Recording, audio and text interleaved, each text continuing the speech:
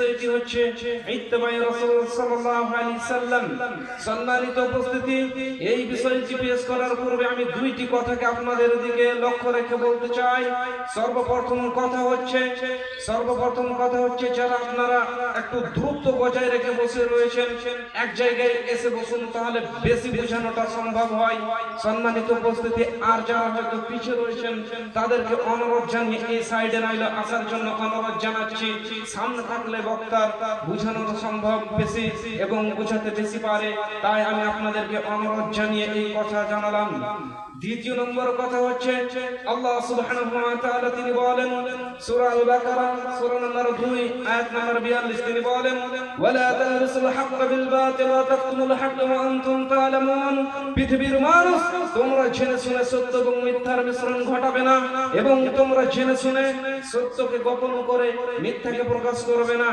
তাই আমি এমনটা করব না যে সত্যকে গোপন করে মিথ্যাকে প্রকাশ করব, এমনটা করব না ইনশাআল্লাহ। কোরআন এবং সহিহ হাদিস দ্বারা সুস্পষ্ট করব ইনশাআল্লাহ। তারপরে আরেকটি কথা জানিয়ে রাখি, সম্মানিত উপস্থিতি, এই কথাটা খুব মনে রাখবেন, সেটি হচ্ছে আমিও মানব।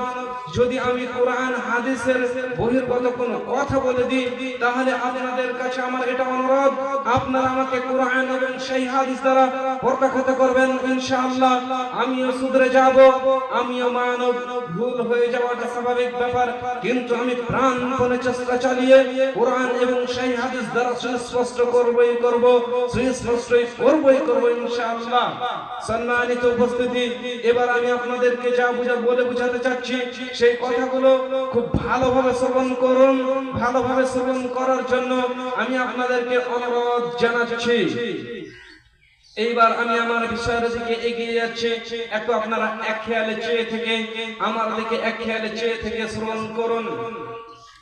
যে বিষয়টি নিয়ে আমি আপনাদের সামনে উপস্থিত হয়েছি সেটি হচ্ছে ইত্তেবায়ে রাসূল সাল্লাল্লাহু আলাইহি সাল্লাম, অর্থাৎ রাসূল সাল্লাল্লাহু আলাইহি সাল্লামের অনুসরণ করতে হবে। আল্লাহ রাসূল সাল্লাল্লাহু আলাইহি সাল্লামকে মেনেই চলতে হবে। যদি আমরা আল্লাহ রাসূল সাল্লাল্লাহু আলাইহি সাল্লামকে মেনে না চলি, তাহলে আমাদের প্রতিফল দিবস কি হবে? সম্মানিত উপস্থিতি, আমরা একটি জিনিস নিয়ে অনেক মেরুকরণ তৈরি করে থাকি, যা হচ্ছে আমরা হাদিস নিয়ে অনেকেই মেরুকরণ তৈরি করে থাকি। সেটা আমরা বলে থাকি এটা হচ্ছে অমুকদের হাদিস, এটা হচ্ছে অমুকদের হাদিস, এটা হচ্ছে আমাদের হাদিস, এটা হচ্ছে ওদের হাদিস, এটা হচ্ছে আহলে হাদিসের, এটা হচ্ছে সাফিদের, এটা হচ্ছে হাম্বলীদের। এরকম ভাবে আমরা মতনৈক্য হয়ে থাকি, আমরা অনেক ফিরকার অন্তর্ভুক্ত হয়েছি। সম্মানিত উপস্থিতি, একটি কথা মনে রাখবেন, যতই আপনি ফিরকার অন্তর্ভুক্ত হন না কেন, শুধুমাত্র যতক্ষণ পর্যন্ত আপনি রাসূল অর্থাৎ নবী মুহাম্মদ সাল্লাল্লাহু আলাইহি সাল্লামের পথ এবং পন্থা অবলম্বন না করে চলতে পারবেন, ততক্ষণ পর্যন্ত আপনি সফল হতে পারবেন না, ততক্ষণ পর্যন্ত আপনি কামিয়াব হতে পারবেন না। এই কথা আমি আপনাকে জানিয়ে রাখলাম, আপনাকে এই কথাগুলো ভাবার জন্য অনুরোধ জানাচ্ছি। এবার আমরা সুস্পষ্ট করতে যাচ্ছি যে রাসূল সাল্লাল্লাহু আলাইহি সাল্লামকে যদি আমরা মেনে না চলি, তাহলে আমাদের প্রতিফল দিবস কি হবে? এবং যদি আমরা সংখ্যালঘু এবং সংখ্যাগরিষ্ঠ হওয়ার কারণে যদি আমরা রাসূল সাল্লাল্লাহু আলাইহি সাল্লামের বিধিবিধানকে প্রত্যাখ্যান করি, তাহলে আমাদের প্রতিফল দিবস কি হবে? সেগুলোই আমি আপনাদের সামনে সুস্পষ্ট করতে যাচ্ছি ইনশাআল্লাহ। সম্মানিত উপস্থিতি, এবং চারজন যে ইমাম রয়েছে, বিখ্যাত চারজন ইমাম রয়েছে, যিনারা কি বলেছেন রাসূল সাল্লাল্লাহু আলাইহি সাল্লামের পথ এবং পন্থার ব্যাপারে, এগুলোই নিয়ে আমি আপনাদের সামনে সুস্পষ্ট করতে যাচ্ছি ইনশাআল্লাহ। আমি আপনাদেরকে অনুরোধ জানাচ্ছি, ভালোভাবে চেয়ে থেকে শ্রবণ করুন। সম্মানিত উপস্থিতি, আল্লাহ সুবহানাহু ওয়া তাআলা তিনি বলেন সূরা আল ইমরান সূরা নম্বর 3 আয়াত নম্বর 31 এর মধ্যে তিনি বলেন قل إن كنتم تحبون الله فاتبعوني يحببكم الله ويغفر لكم ذنوبكم والله غفور رحيم। সম্মানিত উপস্থিতি, এখানে আল্লাহ সুবহানাহু ওয়া তাআলা তিনি বললেন কুল ইন কুনতুম তুহিব্বুনাল্লাহ, এই নবী মুহাম্মদ সাল্লাল্লাহু আলাইহি সাল্লাম তুমি আমার বান্দাদেরকে বলে দাও কুল ইন কুনতুম তুহিব্বুনাল্লাহ, যদি তারা আল্লাহর ভালোবাসা পেতে চায়, কুল ইন কুনতুম তুহিব্বুনাল্লাহ, যদি আল্লাহর ভালোবাসা পেতে চায়, ফাত্তাবিউনি, তাহলে তারা যাতে আমার ইত্তেবা করে, ফাত্তাবিউনি, তাহলে তারা যাতে আমার ইত্তেবা করে। আমার ইত্তেবা মানে নবী মুহাম্মদ সাল্লাল্লাহু আলাইহি সাল্লাম, আমাদের নবী অর্থাৎ নবী মুহাম্মদ সাল্লাল্লাহু আলাইহি সাল্লামের ইত্তেবা করতে হবে। আল্লাহ বলছেন ফাত্তাবিউনি, নবী মুহাম্মদ তুমি বলে দাও ফাত্তাবিউনি, তাহলে তোমরা আমার ইত্তেবা করো। তাহলে কার ইত্তেবা করতে হবে? নবী মুহাম্মদ সাল্লাল্লাহু আলাইহি সাল্লামের ইত্তেবা করতে হবে। এই লফজ দ্বারা সুস্পষ্ট হয়ে যায় যে শুধুমাত্র নবী মুহাম্মদ সাল্লাল্লাহু আলাইহি সাল্লামের ইত্তেবা করতে হবে। ফাত্তাবিউনি, যদি তোমরা নবী মুহাম্মদ সাল্লাল্লাহু আলাইহি সাল্লামকে ইত্তেবা করো তাহলে পুরস্কার কি? ফাত্তাবিউনি, তাহলে পুরস্কার হবে ইউহিব্বুকুমুল্লাহ, তাহলে আল্লাহ তোমাদেরকে ভালোবাসবে। সম্মানিত উপস্থিতি, যদি আমরা নবী মুহাম্মদ সাল্লাল্লাহু আলাইহি সাল্লামকে আমরা তার পথ এবং পন্থা অবলম্বন করে চলি, তাহলে আল্লাহ সুবহানাহু ওয়া তাআলা আমাকে এবং আপনাকে ভালোবাসবে। পুরস্কার হিসাবে কি? ফাত্তাবিউনি ইউহিব্বুকুমুল্লাহ ওয়া ইয়াগফির লাকুম যুনুবাকুম, যদি আমি রাসূল সাল্লাল্লাহু আলাইহি সাল্লামকে মেনে চলি তাহলে আল্লাহ ভালোবাসবে। ইউহিব্বুকুমুল্লাহ ওয়া ইয়াগফিরু লাকুম, এবং আল্লাহ সুবহানাহু ওয়া তাআলা ক্ষমা করে দেবেন। ওয়া ইয়াগফিরু লাকুম যুনুবাকুম, আল্লাহ সুবহানাহু ওয়া তাআলা পূর্বের সমস্ত গুনাহ খাতা maaf করে দেবে। সম্মানিত উপস্থিতি, এখানে একটি শিক্ষণীয় দিক রয়েছে, সেই দিকটি কি? সেটি হচ্ছে পৃথিবীর মধ্যে এমন কোন মানব এবং দানব নাই যাকে মেনে চললে আপনার একটি নেকি হবে, একটি নেকি হওয়া তো দূরের কথা, একটি পাপ ক্ষমা হবে। এরকম কোন মানব এবং কোন দানবকে যদি মেনে চলেন তাহলে কখনো হবে না। যদি কোন মানব এবং কোন দানবকে আজকে পৃথিবীর বুকে যত মানব এবং দানব রয়েছে, যে কোন মানুষকে আপনি মেনে চলেন আপনার এক নেকি হবে, এ কথা বলা নয়। এ বলেন আল্লাহ সুবহানাহু ওয়া তাআলা, অপরদিকে আল্লাহ সুবহানাহু ওয়া তাআলা আপনার একটি গুনাহ maaf করবেন, এ কথা বলেননি। কিন্তু একজন ব্যক্তিকে যদি আমরা মেনে চলি তাহলে আল্লাহ সুবহানাহু ওয়া তাআলাও ভালোবাসবেন, অপরদিকে আল্লাহ সুবহানাহু ওয়া তাআলা নেকি দিবেন এবং কি করবে? আল্লাহ সুবহানাহু ওয়া তাআলা ভালোবাসবে এবং পূর্বের গুনাহ খাতাকে আল্লাহ সুবহানাহু ওয়া তাআলা maaf করে দিবেন। ওয়া ইয়াগফিরু লাকুম যুনুবাকুম, আল্লাহ সুবহানাহু ওয়া তাআলা আমার এবং আপনার পূর্বের গুনাহ খাতাকে maaf করে দেবেন। সম্মানিত উপস্থিতি, তাহলে একজন ব্যক্তি হচ্ছেন, তিনি হলেন নবী মুহাম্মদ সাল্লাল্লাহু আলাইহি সাল্লাম। তাকে মডেল হিসাবে একজন ব্যক্তির পথ এবং পন্থা অবলম্বন করে চলতে হবে, তিনি হচ্ছেন নবী মুহাম্মদ সাল্লাল্লাহু আলাইহি সাল্লাম। আল্লাহ সুবহানাহু ওয়া তাআলা তিনি আরো বলেন সূরা আল ইমরান অর্থাৎ ওই সূরার 103 নম্বর আয়াতের মধ্যে তিনি বলেন, আল্লাহ সুবহানাহু ওয়া তাআলা তিনি বলছেন ওয়া'তাসিমু হাবলিল্লাহ জামিয়ান তাফাররাকু। সম্মানিত উপস্থিতি, আল্লাহ সুবহানাহু ওয়া তাআলা বলছেন তোমরা আল্লাহর রজ্জুকে শক্ত করে ধরো, তোমরা একে অপরের পার্থক্য অর্থাৎ মতবিরোধ হয়ে যেও না, তোমরা একে অপরের দল ফিরকা তৈরি করে নিও না, তোমরা আল্লাহর রজ্জুকে শক্ত করে ধরো। কিন্তু আমরা ধরলাম ওয়া'তাসিমু হাবলিল্লাহ, অর্থাৎ আমরা আল্লাহ সুবহানাহু ওয়া তাআলা বলছে তোমরা আল্লাহর রজ্জুকে ধরো, আর আমরা ধরলাম হাবলুল্লাহ ছেড়ে দিয়ে ধরলাম আমরা আব্দুল্লাহ। সম্মানিত উপস্থিতি, একটি কথা মনে রাখবেন, আমাদেরকে হাবলুল্লাহ অর্থাৎ আল্লাহর রজ্জুকে শক্ত করে ধরতে হবে। যদি আপনি অন্য কোন মানুষ, অন্য কোন আব্দুল্লাহ হাবলুল্লাহ ছেড়ে দিয়ে যদি আপনি আব্দুল্লাহ ধরেন তাহলে আপনি হচ্ছেন পথভ্রষ্ট, আর এই পথভ্রষ্ট থাকার জায়গায় হবে জাহান্নাম। সম্মানিত উপস্থিতি, এই হাবলুল্লাহ ছেড়ে দিয়ে আমরা আব্দুল্লাহ ধরলাম, কিরকম ধরলাম? এবার আমি আপনাদেরকে কিছু জাজল প্রমাণ সহকারে আমি আপনাদের সামনে পেশ করি। তা হচ্ছে এক এক করে আমি আপনাদের সামনে পেশ করছি। সেটি হচ্ছে আমরা ধরলাম হাবলুল্লাহ ছেড়ে যে আব্দুল্লাহ ধরলাম। আব্দুল্লাহ ধরলাম কিভাবে? কোন মানুষ হয়তো কোন আলেমকে পছন্দ করে, কোন মানুষ আবার কোন দরবেশ পীর ঠাকুর এদেরকে পছন্দ করে, কিন্তু তারা হচ্ছে পীর। অর্থাৎ আব্দুল্লাহ ছেড়ে দিয়ে আব্দুল্লাহ, এই বান্দা যা বলছে সেটাই সহিহ, সেটাই সঠিক, এটাই তারা মনে ভাবছে। জি না, শুধুমাত্র আল্লাহ সুবহানাহু ওয়া তাআলা যেটাই বলেছেন সেটাই সঠিক, নচেত আর অন্য কোনো কিছুই সঠিক নয়। আর এই কোরআনের তরজমা করার ক্ষমতা দিয়েছেন একজন ব্যক্তিকে, তিনি হচ্ছেন নবী মুহাম্মদ সাল্লাল্লাহু আলাইহি সাল্লাম। আপনারা তো মনে হচ্ছে সাল্লাল্লাহু আলাইহি সাল্লাম বলছেন না, না বললে তো একদম গুনাহ হয়ে যাবে। সম্মানিত উপস্থিতি,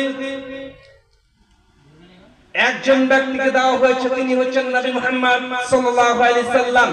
আমরা যে ধরলাম আব্দুল্লাহ ধরলাম, এর কিছু যাজন্য প্রমাণ। সম্মানিত উপস্থিতি, আব্দুল্লাহ ইবনে আব্বাস রাদিয়াল্লাহু তাআলা আনহু তিনি বলেন, রাসূল সাল্লাল্লাহু আলাইহি সাল্লাম তিনি বলেছেন, আমার উম্মতের মধ্যে থেকে নিয়ে ৭০,০০০ মানুষ জান্নাতে যাবে, তাদের কোনো হিসাব হবে না। তাদের মধ্যে হচ্ছে হুমুল্লাযীনা ইস্তারকুনা ওয়ালা ইয়াতাতায়্যারুনা ওয়া আলা রাব্বিহিম ইয়াতাওয়াক্কালুন। ৭০,০০০ মানুষ বিনা হিসাবে জান্নাতে যাবে, তাদের কোনো হিসাব হবে না। হুমুল্লাযীনা ইস্তারকুনা, যারা জীবনে কোনোদিন ঝাড়ফুঁক করেনি, ওয়ালা ইয়াতাতায়্যারুনা ওয়া আলা রাব্বিহিম ইয়াতাওয়াক্কালুন, ওয়ালা ইয়াতাতায়্যারুনা, যারা জীবনে কোনোদিন রাসূলুল্লাহ করেননি, ওয়া আলা রাব্বিহিম ইয়াতাওয়াক্কালুন, তারা আল্লাহর ওয়াজ্জকে শক্ত করে ধরে রেখেছে, আল্লাহ সুবহানাহু ওয়া তাআলার উপরে বিশ্বাস রেখেছে, আল্লাহর উপরে অটল হয়ে থেকেছে। এই রকম ৭০,০০০ মানুষ বিনা হিসাবে জান্নাতে যাবে। আমি আপনাকে যা প্রমাণটি দিতে চাইলাম, প্রমাণটি হচ্ছে যে আব্দুল্লাহ ছেড়ে দিয়ে আমরা ধরলাম যে আব্দুল্লাহ, সেখানে হচ্ছে এই হাদিস দ্বারা স্পষ্ট হয় যে যারা জীবনে কোনোদিন ঝাড়ফুঁক করেনি। ঝাড়ফুঁক করা যাবে নাকি? জি হ্যাঁ, নিশ্চয় যাবে। কিরকম যাবে? কোরআন এবং সেই হাদিস দ্বারা যেগুলো সুস্পষ্ট হয় সেগুলো দ্বারা আপনাকে ঝাড়ফুঁক করতে হবে। এবার যেটা আমরা ধরলাম আব্দুল্লাহ, এরকম আমি আপনাকে এবার প্রমাণ দিচ্ছি। যখন আমরা আব্দুল্লাহ ধরলাম, কোন ব্যক্তি, কোন দরবেশ, কোন ঠাকুর, কোন আবার কোন ব্যক্তির কাছে গেলাম, কোন পীরের কাছে গেলাম, যে বললাম তুমি আমাকে ঝাড়ফুঁক করে দাও, আমার সন্তান সন্ততি হচ্ছে না, যা আমরা বেশি ইস্তেমাল করে থাকি, যা আমরা কাজগুলোতে বেশি ব্যবহার করে থাকি, সেটি হচ্ছে সন্তান সন্ততি না হওয়ার কারণে। বুঝতে পারছেন আপনারা আমার কথা? তো সন্তান সন্ততি না হওয়ার কারণে আমরা বেশি ইস্তেমাল করে থাকি, সেটি হচ্ছে ঝাড়ফুঁক। সম্মানিত উপস্থিতি, সেটা আমরা আল্লাহকে ছেড়ে নিয়ে আব্দুল্লাহ, অর্থাৎ হাবলুল্লাহ ছেড়ে দিয়ে আব্দুল্লাহর কাছে চলে গেলাম। আর যেখানে আমরা স্বয়ং আল্লাহ সুবহানাহু ওয়া তাআলাকে পেয়ে যাচ্ছি, সেখানে আমরা আল্লাহকে ছেড়ে দিয়ে আব্দুল্লাহর কাছে দৌড়াচ্ছি, অর্থাৎ বান্দার কাছে দৌড়াচ্ছি। সম্মানিত উপস্থিতি, একটি কথা মনে রাখবেন, যদি আপনি কোনো কিছু পেতে চান তাহলে আপনি আল্লাহর কাছে চান। যদি আপনি কোনো কিছু পেতে চান তাহলে আপনি রাতে উঠে যান, বা যে কোনো পন্থায়, যে কোনো পদ্ধতিতে, যে কোনো পন্থায় থাক না কেন, আপনি আসেন, এসে নামাজে অর্থাৎ মসজিদে চলে আসেন, এসে 2 রাকাত সালাত আদায় করুন। সালাত আদায় করে আল্লাহর কাছে আপনি কান্নাকাটি করুন। সেখানে আপনাকে আর পীরের কাছে, ঠাকুরের কাছে বা আর অন্য কোনো কারোর কাছে ঝাড়ফুঁক করা লাগবে না। আপনি আল্লাহর কাছে চান, নিশ্চয় আল্লাহ সুবহানাহু ওয়া তাআলা আপনাকে দেবেন। হুমুল্লাযীনা লা ইস্তারকুনা ওয়া লা ইয়াতাতায়্যারুনা, যারা জীবনে কোনোদিন অশুভ ফল গ্রহণ করেননি। এই জিনিসটা হচ্ছে আরো অনেক বেশি কাজে ইস্তেমাল করে থাকে, সেটি হচ্ছে এই যে প্রথমে উদ্ধৃতিটা দিলাম, সেই কারণে। কিরকম? কোন পীরের কাছে গেল, তাকে যে বলছে আমার সন্তান হচ্ছে না, তখন তাকে বলা হলো কি করব?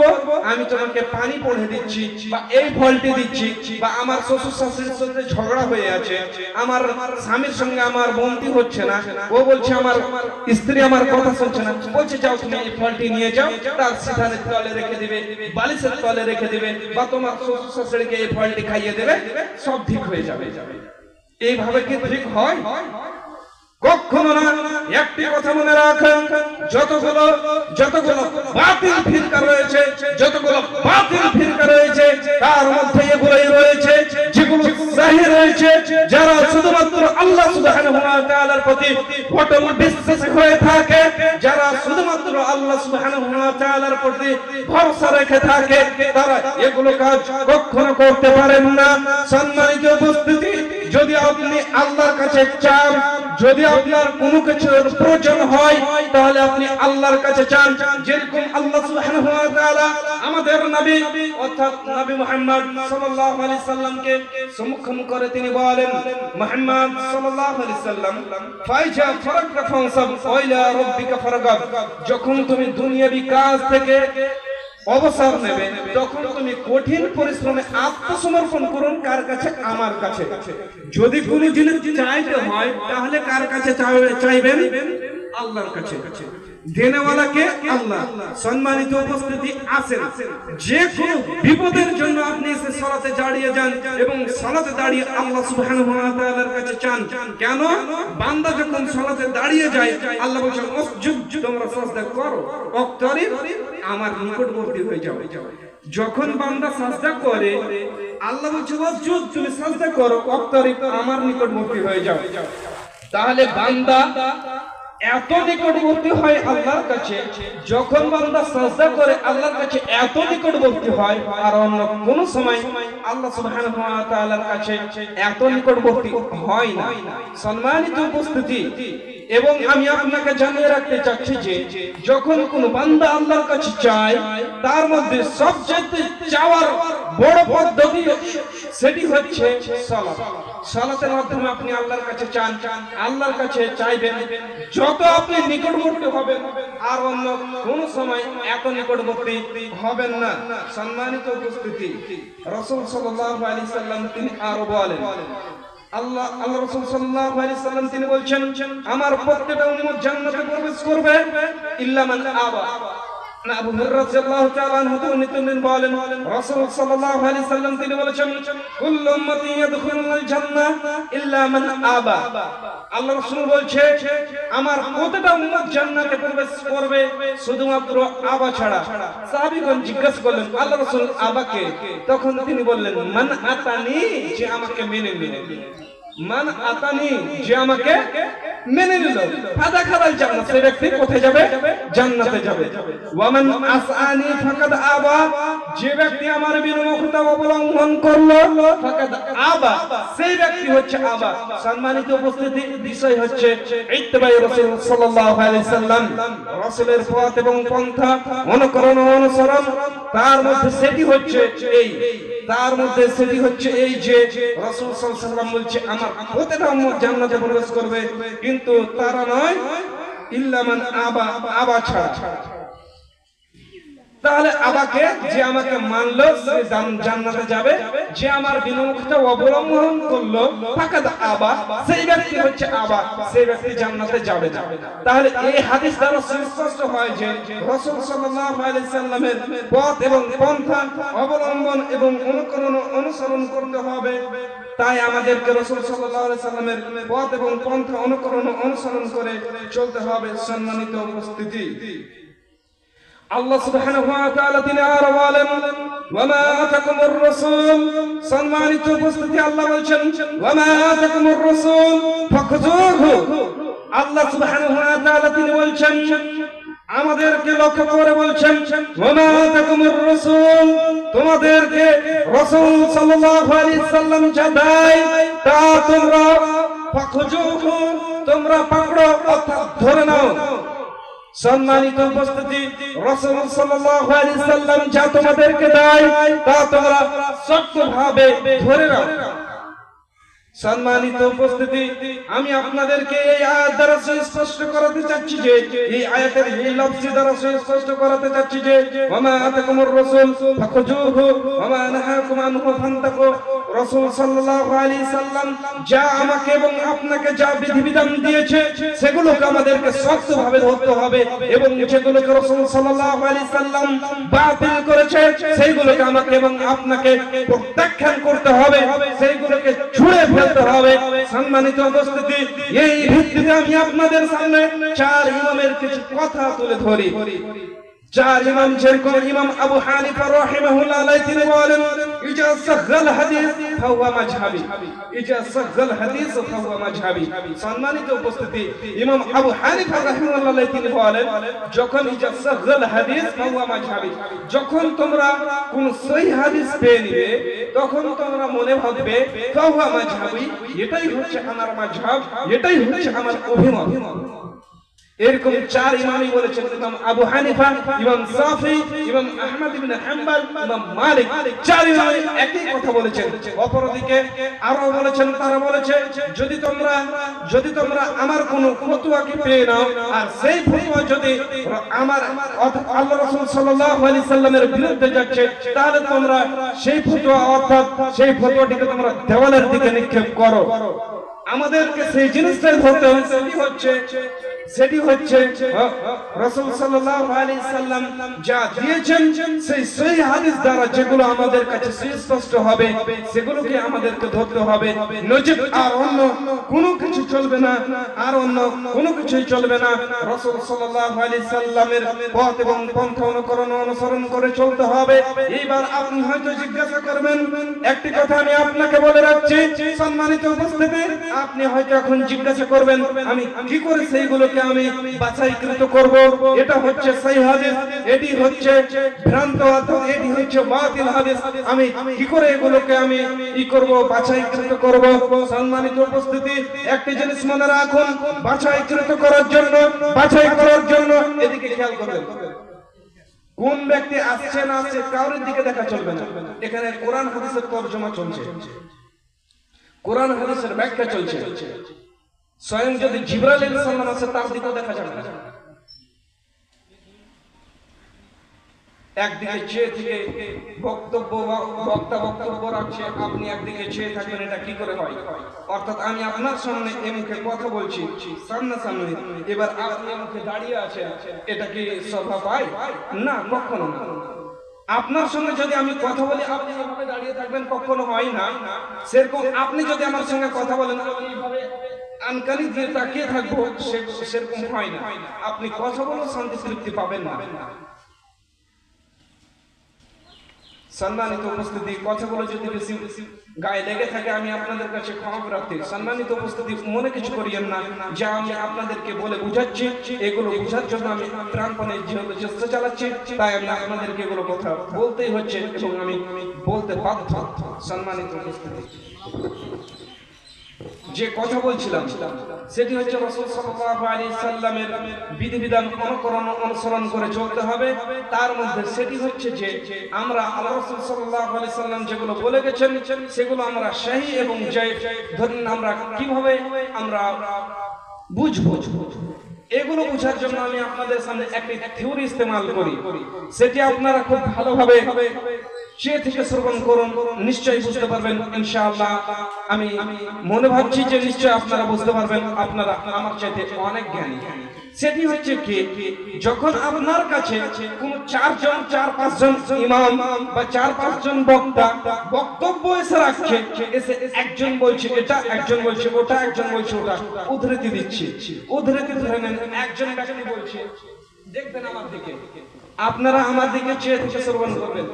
একজন ব্যক্তি বলছে যে হাত বাঁধতে হবে, নামাজের রফলায় দায়ন করে হাত বাঁধতে হবে সিনার উপরে। একজন ব্যক্তি বলছেন না লাভের নিচে একদম, একজন বলছেন না মিডিল লাভের উপরে, একজন বলছেন না একদম উপরে। এরকম ধরনের 4 জন ব্যক্তি বলল। এবার আপনি সঠিকটাকে কিভাবে ধরবেন? সম্মানিত উপস্থিতি, একটি কথা মনে রাখেন, 4 জন ব্যক্তির কথা একই রকম হয় না। যেরকম ইসলামে সেরকম 4টি ফতোয়া একই হয় না, হবে একটি কথা, সেটি হচ্ছে একজন ব্যক্তি সঠিক হতে পারে, 4 জন ব্যক্তি 4টা কথা বলে সঠিক কখনো হতে পারে না। 4 জন ব্যক্তি 4টি কথা বলে কখনো সঠিক হতে পারে না। সেরকম আমি আপনাকে জানিয়ে রাখছি যে নবী মুহাম্মদ সাল্লাল্লাহু আলাইহি সাল্লাম যে কথা বলে গেছেন সে কথাই সঠিক, তাছাড়া আর অন্য কোনো কিছুই সঠিক নয়, আর অন্য কোনো কিছুই সঠিক নয়। যদি সংখ্যালঘু এবং সংখ্যাগরিষ্ঠ যদি হয় যে পৃথিবীতে যত মানব এবং দানব এসেছে, সমস্ত মানব এবং দানব সবাই যদি একরকম ভাবে সালাত আদায় করে এবং নবী মুহাম্মদ সাল্লাল্লাহু আলাইহি সাল্লাম যদি একরকম ভাবে সালাত আদায় করে, তবুও সংখ্যালঘুর কারণে নবী মুহাম্মদ সাল্লাল্লাহু আলাইহি সাল্লাম তার সালাত বাতিল হবে না। কারটা সঠিক হবে? নবী মুহাম্মদ সাল্লাল্লাহু আলাইহি সাল্লাম তিনি একজন হলেও তারটাই সঠিক। তিনি যদি একজন হয় আর পৃথিবীর মানুষ যত মানুষ এসেছে সবাই যদি একদিকে হয়, কারটা সঠিক? নবী মুহাম্মদ সাল্লাল্লাহু আলাইহি সাল্লামের। তাহলে আমাদেরকে কার বিধিবিধান মেনে চলতে হবে? আল্লাহ রাসূল সাল্লাল্লাহু আলাইহি সাল্লামের। আল্লাহ সুবহানাহু ওয়া তাআলা তিনি বলেন সূরা নিসা সূরা নম্বর 4 আয়াত নম্বর 59 তিনি বলেন, ইয়া আইয়ুহাল্লাযীনা আমানু আতিউল্লাহ ওয়া আতিউর রাসূল ওয়া উলুল আমর। আল্লাহ সুবহানাহু ওয়া তাআলা তিনি বলছেন, হে বিশ্বাস স্থাপনকারী, আতিউল্লাহ তোমরা কেবল শুধুমাত্র আল্লাহ সুবহানাহু ওয়া তাআলাকে মেনে চলো, তোমরা কেবল শুধুমাত্র রাসূল সাল্লাল্লাহু আলাইহি সাল্লামের ইত্তেবার মাধ্যমে আল্লাহ সুবহানাহু ওয়া তাআলাকে মেনে চলো, ওয়া আতিউর রাসূল এবং তোমরা রাসূলের ইতাআত করো, ওয়া উলুল আমর যারা তোমাদের মধ্যে উলুল আমর। উলুল আমর তারা কারা? যতক্ষণ পর্যন্ত প্রাধান্য তারা কতক্ষণ পর্যন্ত পাবে? উলুল আমর কারা? যারা হচ্ছে নেতা মাথা, তারা হচ্ছে উলুল আমর। যখন আপনি গ্রাম্যর দিক দিয়ে যাবেন তার মধ্যে যারা বিচারক তারা হচ্ছে উলুল আমর। গ্রামের মধ্যে যখন যাবেন ইমাম সাহেব হচ্ছে উলুল আমর, বাড়িতে আসবেন আপনার পিতা হচ্ছে উলুল আমর, আপনার বড় ব্যক্তি হচ্ছে উলুল আমর। তাদেরকে প্রাধান্য দিতে হবে, তাদেরকে মেনে চলতে হবে। তারপরেই বলা হয়েছে তাদেরকে মেনে চলতে হবে ততক্ষণ পর্যন্ত যতক্ষণ পর্যন্ত তারা আল্লাহ এবং আল্লাহ রাসূল সাল্লাল্লাহু আলাইহি সাল্লামের দিকে অর্থাৎ তাদের কথা মতো বিধিবিধান চালিয়ে যাবে ততক্ষণ পর্যন্ত।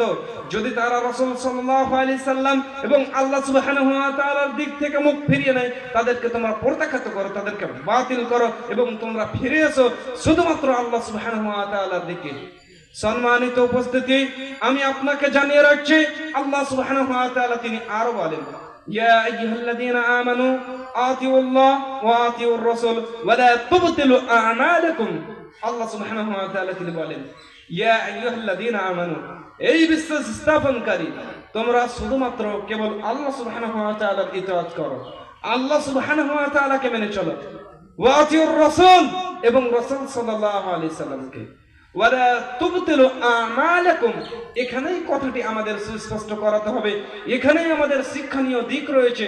সেটি হচ্ছে ওয়া লা তুবতিলু আ'মালাকুম, তোমরা তোমাদের আমলগুলোকে বিনষ্ট করো না, তোমরা তোমাদের আমলগুলোকে বরবাদ করো না, তোমরা তোমাদের আমলগুলোকে ধ্বংস করে দিও না।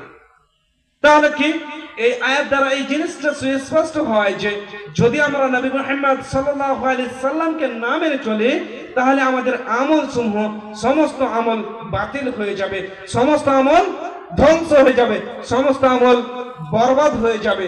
সম্মানিত উপস্থিতি, যে আল্লাহ সুবহানাহু ওয়া তাআলা আমাকে এবং আপনাকে নবী মুহাম্মদ সাল্লাল্লাহু আলাইহি সাল্লামের পথ এবং পন্থা অনুকরণ ও অনুসরণ করে চলার জন্য আল্লাহ সুবহানাহু ওয়া তাআলা কোরআনের মধ্যে অনেক জায়গায় উল্লেখিত করেছেন।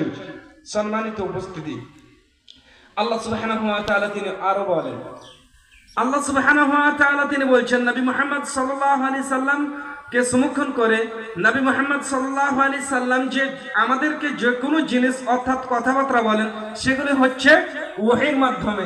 ওহী যেগুলো হয় নবী মুহাম্মদ সাল্লাল্লাহু আলাইহি সাল্লামের কাছে সেগুলোই সমস্ত কথাই বলেন, তাছাড়া নজিব আর অন্য কোনোই কথা বলেন না, তাছাড়া আর অন্য কোনোই কথা বলেন না। আল্লাহ সুবহানাহু ওয়া তাআলা তিনি বলেন সূরা হাক্কার 44 থেকে নিয়ে 44, 45, 46, 47 নম্বর আয়াতের মধ্যে আল্লাহ সুবহানাহু ওয়া তাআলা তিনি বলছেন নবী মুহাম্মদ সাল্লাল্লাহু আলাইহি সাল্লাম যদি অন্য কোনো কথা বলতো, আমার নাম দিয়ে যদি অন্য কোনো কথা চালিয়ে নিত তাহলে আমি তাকে ধরে নিতাম এবং ধরে তার হাত অর্থাৎ তাকে পাকড়াও করতাম বা তার গলাটাকে টিপে দিতাম, তার জানটাকে আমি বের করে নিতাম। এটাই ভাবার্থ। আপনি মারিফুল কোরআন দেখুন, এটাই ভাবার্থ পাওয়া যায় যে যদি নবী মুহাম্মদ সাল্লাল্লাহু আলাইহি সাল্লাম সূরা হাক্কার 44, 45, 46, 47 নম্বর আয়াতের সারমর্ম আপনি দেখেন। সম্মানিত উপস্থিতি, যদি কোনো ব্যক্তি অর্থাৎ আল্লাহ সুবহানাহু ওয়া তাআলা আমাদের নবী মুহাম্মদ সাল্লাল্লাহু আলাইহি সাল্লামকে সমর্থন করে তিনি বলছেন, যদি আমাদের নবী আমার এবং আপনার সামনে এমন কোনো মন গড়া কথা বলতো, তাহলে আল্লাহ সুবহানাহু ওয়া তাআলা তাকে রুখে নিতেন এবং কি এমনকি তার গলাটাকে টিপে দিতেন, এমনকি তার জানকে বের করে নিতেন। আমাদের নবী মুহাম্মদ সাল্লাল্লাহু আলাইহি সাল্লামকে আল্লাহ সুবহানাহু ওয়া তাআলা এত কড়া ভাবে বলতে পারেন। তারপরে আমরা রাসূল সাল্লাল্লাহু আলাইহি সাল্লামের পথ এবং পন্থাকে প্রত্যাখ্যান করে আমরা বিভিন্ন দলে আমরা অন্তর্ভুক্ত হয়ে গেছি, বিভিন্ন দলের আমরা অন্তর্ভুক্ত হয়ে গেছি, যা আমরা অনেক দলের মতনৈক্য হয়ে গেছি। সম্মানিত উপস্থিতি, আমি আপনাদেরকে কিছু কয়েকটি জাজল্য প্রমাণ সহকারে আমি আপনাদেরকে একটা জিনিস দেখাই। রাসূল সাল্লাল্লাহু আলাইহি সাল্লাম একদিন মসজিদে বসে থাকলেন, একজন ব্যক্তি এসে সালাত আদায় করলেন। সালাত আদায় করে আল্লাহ রাসূল সাল্লাল্লাহু আলাইহি সাল্লামকে দিলেন, ফাসাল্লামা, তিনি সালাম দিলেন। আল্লাহ রাসূল সাল্লাল্লাহু আলাইহি সাল্লাম তিনি বললেন, সাল্লি, তুমি সালাত আদায় করো, ফাইন্নাকা লাম তুসাল্লি, তুমি সালাত আদায় করোনি। সে ব্যক্তি আসলে সালাত আদায় করলো, কিন্তু আল্লাহ রাসূল বলছে তুমি সালাত আদায় করো, তুমি সালাত আদায় করোনি। তারপরে আবার তিনি সালাত আদায় করলেন, ওযু করে এসে সালাত আদায় করলেন। তারপরে আবার আল্লাহ রাসূলকে সালাম দিলেন, তিনি বললেন সাল্লি, তুমি সালাত আদায় করো, ফাইন্নাকা লাম তুসাল্লি, তুমি সালাত আদায় করোনি, তুমি সালাত আদায় করো। তারপরে আবার সে ব্যক্তি চলে গেলেন, আবার এসে ওযু করলেন, ওযু করে এসে সালাত আদায় করলেন, আল্লাহ রাসূলকে সালাম দিলেন। আল্লাহ রাসূল সে কথাই বললেন। তখন তিনি বললেন আল্লিমনি, আল্লাহ রাসূল কাইফা উসাল্লি, আল্লিমনি, আল্লাহ রাসূল আপনি আমাকে শিখিয়ে দিন কাইফা উসাল্লি, কিভাবে সালাত আদায় করতে হয়। আল্লাহ রাসূল আমি তো জানি না, হয়তো রাসূল সাল্লাল্লাহু আলাইহি সাল্লামের বিধিবিধান মতো হচ্ছে না, এই জন্য আল্লাহ রাসূল সাল্লাল্লাহু আলাইহি সাল্লাম হয়তো আমাকে বলছে যে তুমি সালাত আদায় করোনি। তাহলে আল্লাহ রাসূল আল্লিমনি, আপনি আমাকে শিখিয়ে দেন কিভাবে সালাত আদায় করতে হবে। সম্মানিত উপস্থিতি, আল্লাহ রাসূল সাল্লাল্লাহু আলাইহি সাল্লামের কাছে সেই ব্যক্তি, সেই সাহাবী তিনি শিখতে চাইলেন। কেন? যে সে কিভাবে সালাত আদায় করবে, এই জন্য রাসূল সাল্লাল্লাহু আলাইহি সাল্লামের কাছে শিখতে চাইলেন। তিনবার, অর্থাৎ আল্লাহ রাসূল সাল্লাল্লাহু আলাইহি সাল্লাম তাকে বলতে পারতেন তুমি যে সালাত আদায় করেছো, তোমার সালাতটি ভালোভাবে আদায় করা হয়নি। কি হয়নি? তোমার সালাতটি ভালোভাবে আদায় করা হয়নি, হয়তো তুমি নেকি পাবে, কম পাবে, এরকম ভাবে উল্লেখিত করেননি। এখানে আমি যে দিকটি আপনাদেরকে দেখাতে চাচ্ছি সেটি হচ্ছে রাসূল সাল্লাল্লাহু আলাইহি সাল্লামকে মেনে চলতে হবে। যদি না মেনে চলেন তাহলে সমস্ত আমল বরবাদ হয়ে যাবে। সমস্ত আমল কি হবে? একদম বরবাদ হয়ে যাবে। তাহলে আল্লাহ রাসূল সাল্লাল্লাহু আলাইহি সাল্লাম তিনি বলছেন সাল্লু কামা রাআইতুনি উসাল্লি, তোমরা ওই মতো ভাবে সালাত আদায় করো যেই মতো ভাবে আমাকে সালাত আদায় করতে দেখেছো। আমরা যদি কোনো মানুষকে প্রাধান্য দিয়ে চলি, কোনো ইমাম সাহেবকে কোনো বক্তা এসে বললো আমি এখানে পড়ি, বাংলাদেশে পড়ি, আর এখানে আর মিশরে আর সৌদি আরবে আর পৃথিবীর অমুক প্রান্তে পড়ি, আমার কথাই সঠিক না, তার কথা সঠিক না, শুধুমাত্র তার কথাই হচ্ছে সঠিক, তিনি হচ্ছেন নবী মুহাম্মদ সাল্লাল্লাহু আলাইহি সাল্লাম। তার কথাই আমাদেরকে মেনে চলতে হবে। নইলে আল্লাহ রাসূল সাল্লাল্লাহু আলাইহি সাল্লাম সেই ব্যক্তিকে বলতে পারতেন তুমি তো সালাত আদায় করেছো কিন্তু আমার মতো করে হয়নি, তুমি অল্প নাকি পাবে, এরকম তো বললেন না। তিনি বললেন তোমার সালাতই হয়নি। সম্মানিত উপস্থিতি, তাহলে আমাদেরকে সালাত আদায় করতে হবে কি মতো ভাবে? যা রাসূল সাল্লাল্লাহু আলাইহি সাল্লাম যে মতো ভাবে দেখিয়ে গেছেন সেই মতো ভাবে সালাত আদায় করতে হবে। সম্মানিত উপস্থিতি, বিষয় হচ্ছে ইত্তিবাই রাসূল সাল্লাল্লাহু আলাইহি সাল্লাম, অর্থাৎ আল্লাহ রাসূল সাল্লাল্লাহু আলাইহি সাল্লামের পথ এবং পন্থা অনুসরণ করেই চলতে হবে। তার মধ্যে জাজল্য প্রমাণ হচ্ছে এই হাদিস।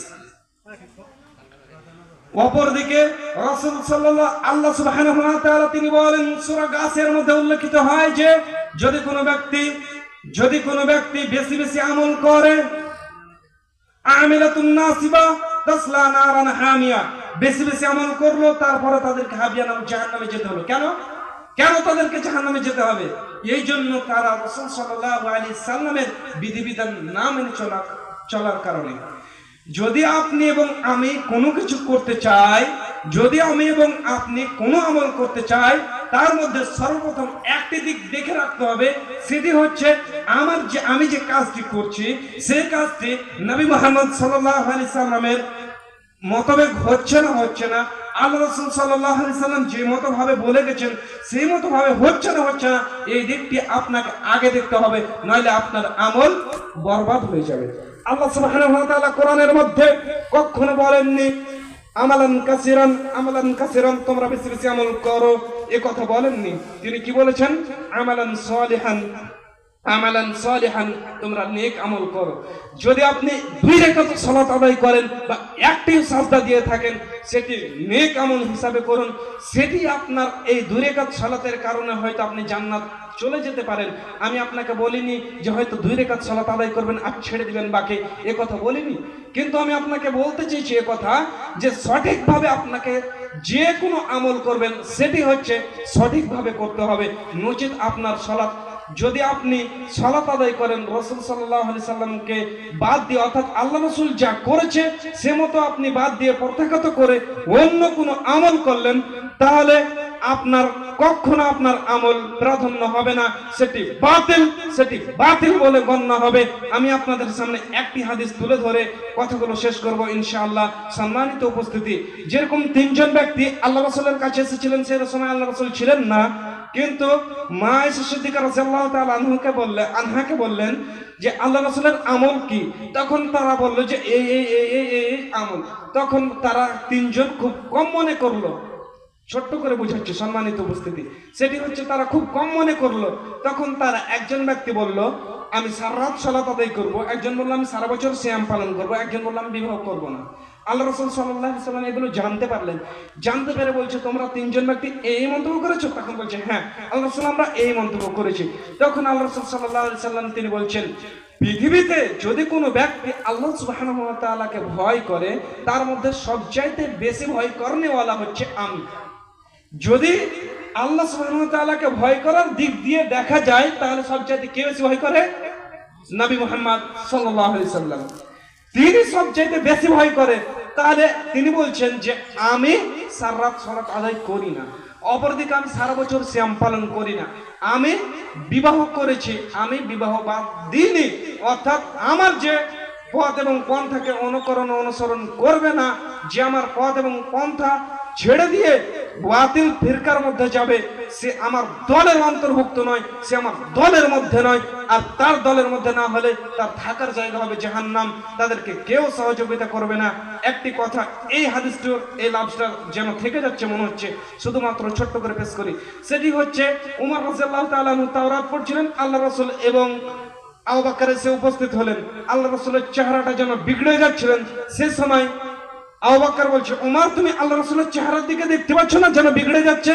তখন তিনি দেখে বললেন রাজিতু বিল্লাহি রাব্বান ওয়া বিল ইসলামি দীনান ওয়া বিমুহাম্মাদিন নাবিয়্যা, অর্থাৎ এই মতো ভাবে বলে আল্লাহ রাসূলকে খুশি করতে চাইলেন।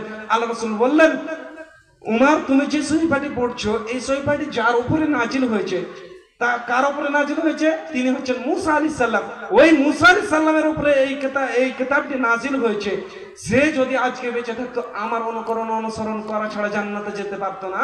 তাহলে আপনি এই লাফজি দ্বারা কি বুঝবেন? একজন নবী হয়ে আমাদের নবী মুহাম্মদ সাল্লাল্লাহু আলাইহি সাল্লামের অনুসরণ করা ছাড়া জান্নাতে যেতে যদি না পারে, তাহলে আমি এবং আপনি কোনো পীরকে, কোনো ঠাকুরকে, আবার অন্য কোনো দরবেশকে, কোনো মুলবিকে, কোনো আলেম সাহেবকে, কোনো বক্তাকে, কাউকে মেনে কি আমরা পার পেয়ে নেব কিয়ামতের মাঠে? না, শুধুমাত্র আমাকে এবং আপনাকে একটি দিক দেখে চলতে হবে, সেটি হচ্ছে রাসূল সাল্লাল্লাহু আলাইহি সাল্লাম যে কথাই বলে গেছে সেটাই সঠিক, এবং সেই বিধিবিধান মোতাবেক আমাকে এবং আপনাকে জীবন যাপন করতে হবে। সম্মানিত উপস্থিতি, আমাকে এবং আপনাকে আল্লাহ সুবহানাহু ওয়া তাআলা যাতে সমস্ত রাসূল সাল্লাল্লাহু আলাইহি সাল্লামের বিধিবিধান মেনে চলে আল্লাহ সুবহানাহু ওয়া তাআলার নৈকট্য অর্জন করার তৌফিক দেন, তাই সকলে পড়ি আল্লাহুম্মা আমিন। আল্লাহ যারা আমাদের